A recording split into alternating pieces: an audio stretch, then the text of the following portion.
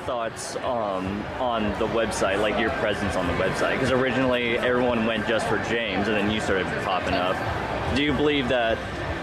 Do you believe the hate and that you're just riding his coattails, or are you your own separate person? Well, I've been helping James out with the videos since we've been in college, and ever since the Nerd series started, I've been helping him out with it in terms of acting in it, editing. I help edit Monster Madness. I help edit all the Spike videos we did. So a lot of the videos wouldn't, I don't think, be able to come out without me because he needs somebody to help edit. So I don't think riding the coattails is really, you know.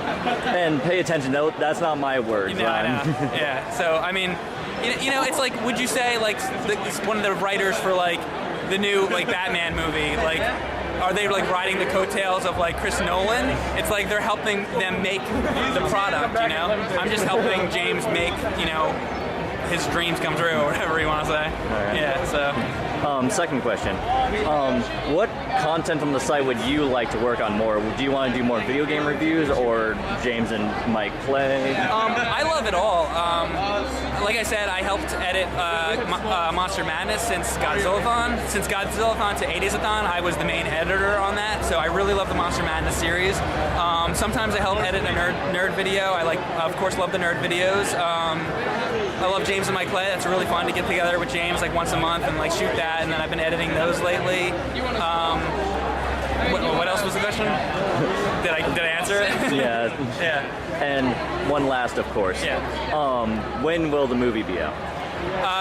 And please don't say soon. Yeah, the movie will be out once the visual effects and music are done. I've already seen a cut of the movie. It is essentially done already, except it needs the visual effects put in, and James needs a lot of visual effects help, and then the soundtrack needs to be done, and the sound effects. So once those are done, it'll be out. With how many characters that you've created over the years, do you feel that that is because of your own imagination, all the ideas you want to get out, or is it latent schizophrenia? A little of both. I'm a little schizophrenic, which then leads to me moving around and yelling things, and as I'm yelling things, these character voices come out, and then that's it. Then those are where the characters come from. So it's a combination of the two.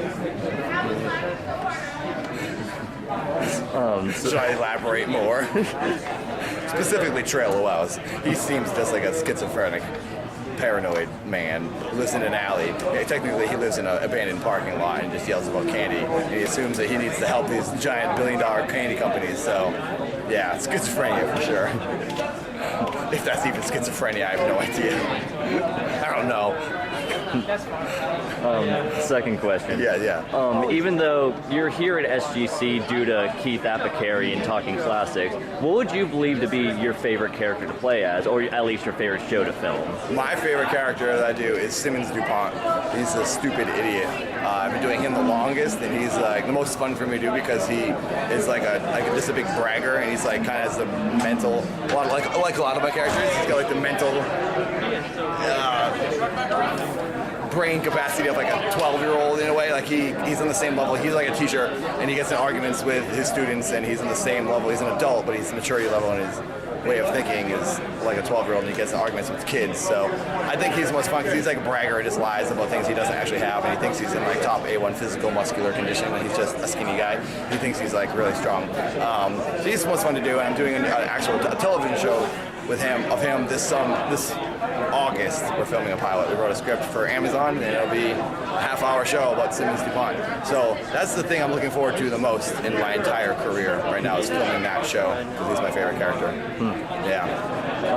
Actually, could you do me a favor and elaborate more on the show? I haven't actually heard about this. Okay. Well, Stupid Idiot was the thing I did online, and it was just like a series about this gym teacher.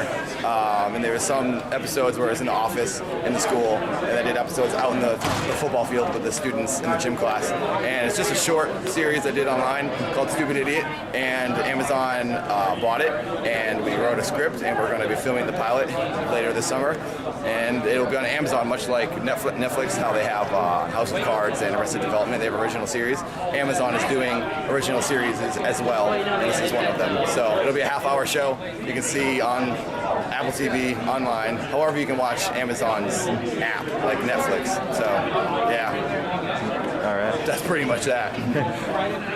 I'd love to find out more about that. Yeah, so keep watching. I'll post things about it online so everyone will know where to go to see the pilot. So, yeah. And one last question. Yeah. Because of your character Trail Luels, who loves, I believe that one of the first episodes you did with him was for Skittles. Yeah. Butterfingers was the first Trail of Louse. And then I did Twizzlers, then Skittles. The Skittles responded. So that's why I kept doing Skittles, because the candy company itself was interested in it. So, but yes, I didn't mean to cut off your question. Sorry. Since you did Trail Luels, then I happened to start noticing you started popping up in like an M&M's commercial, and then you started going in other commercials. Yeah. How do you feel like, I'm not really sure on how to word this properly. I'm an awful interviewer. I'm an awful answerer, interviewee, so it evens out.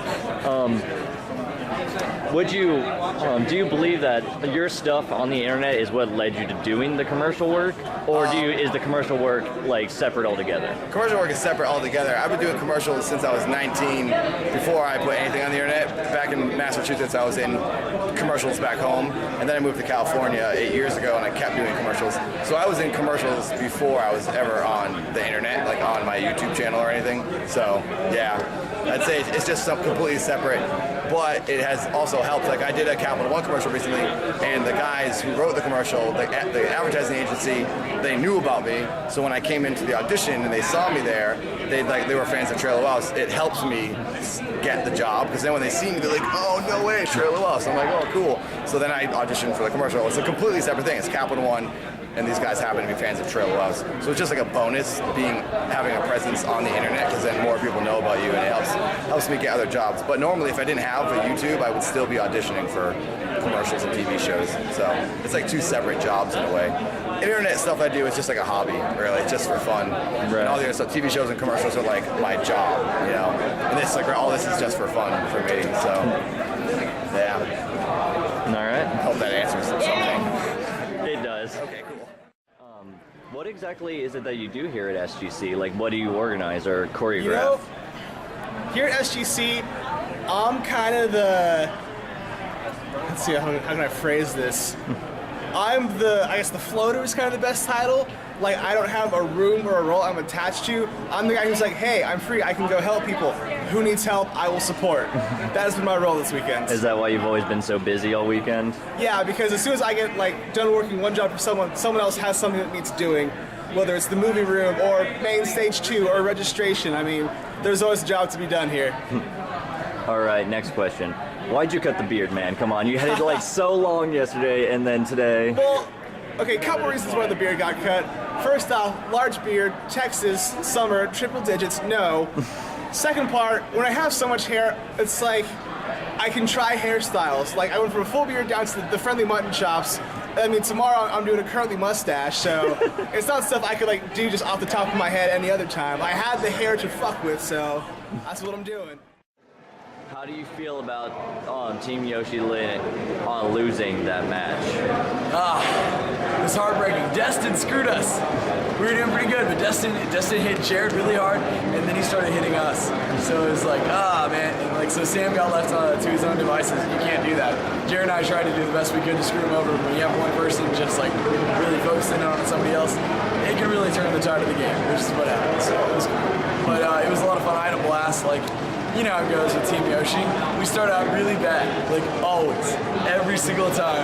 Horrible rolls, lose all the coins, lose the stars, everything like that, and then we make a wicked comeback. I was in first for quite a while at the end, so I had a blast. I hope everybody on Team Yoshi had a blast. So, no regrets other than Destin.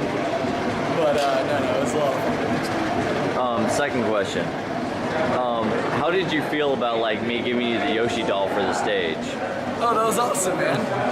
Sorry, my voice is totally shot, but same here, dude. I was screaming so much. Yeah, no, it was great. But the Yoshi doll was awesome. You saw me. I had it hit some buttons a couple times. I had it flip off Destin and all that good stuff. So yeah, no, that was great, man. All right. Third question: is this the last Mario Party After Dark? We honestly haven't talked about that. I'm sure we'll probably for every Mario Party that they release that's on a home console. We're not gonna do the 3DS one because it would be just like a giant pain in the ass to stream it. Yeah. So, but like I assume that anyone that we release on home console or that gets released on home console will probably do. We may do more probably for like a 24-hour marathon or something like that, but we haven't talked about it, so I don't know. I can't say for sure. Third question. Drawing a blank. I'm sorry. But you're a big skater, I'm sure, aren't you? Yeah. What is the worst injury you've received skateboarding? First of all, I did skateboarding, but I also did rollerblading. Rollerblading is actually what I was a lot better at, and that's what I was sponsored for, aggressive inline. So, yeah, all right. But skateboarding, like, all right. It depends on like where you want to go. There's like the most like brutal sounding injury, but there's the one that hurt the worst. Do both for me if that's okay. The one that hurt the worst was the stupidest thing in the world. I did a kickflip out of my driveway, like something I do like all day, every day. Kickflip out of my driveway, and just landed really weird with my feet. I was shot out from under me. So I went to put my hand down like I always do to catch myself, but I was in a really weird position. So I caught my thumb, and I pulled my thumb all the way back to my arm. And, like, I have like wicked strong bones. Like I've never broken a bone. The worst I've ever done was I fractured a wrist, both wrists over time. But never broken a bone. So my bone was totally fine, but it completely ripped the tendon in my hand. And I to this day, I've done horrible, horrible things like rack on a rail and slide the entire way down on my crotch. And that was the worst pain I've ever done in my life. Like I just had like ice and I'm just holding it underwater just to like try and get the horrible pain to stop. My whole arm was shaking. It was really weird. Whatever happened when I landed like that, that was the worst. In terms of like ridiculously brutal falls, I fractured both my wrists off of like really, really high drops. One of the most brutal was when I was skating a spine ramp, which if you don't know how that works, is basically if you take like two half pipes and you put them together and then take out the deck in between, so it's like where the coping meets, so it makes a spine. So there was a fence on top of this already 6-foot spine ramp, and so the fence was probably 4 feet high, so it's like 10 feet in the air, and I was like, I can grind that. So I waxed the top of the fence, jumped the spine, launched out over, topsold the summer old blades, topsold the whole top of the fence, and I was like, fuck yeah, I got it, everything's good. What I didn't check was that the fence that I'm grinding goes like this. The very, very last post that holds it there was up just a little bit. So my wheel snagged it, and I got launched diagonally up, so I probably fell about 12 to 14 feet, and I had so much momentum because I had to go so fast to get up to that fence that I landed directly on my hip. I had a 14-foot drop straight onto my hip, and that was awful. I couldn't walk for like 4 weeks, but yeah, so that was pretty good. Another question, because I was trying to talk to Sam earlier, but I missed him. You and Sam have obviously been friends for a really long ass time. Did you get him the job, or did he want the job? Oh yeah, I got him the job. I mean, well, he wanted it as well. I mean, like, I've gotten Sam a job in numerous things that I've worked at, but I mean, like, it's because we've always had such similar interests. So, like, because, like,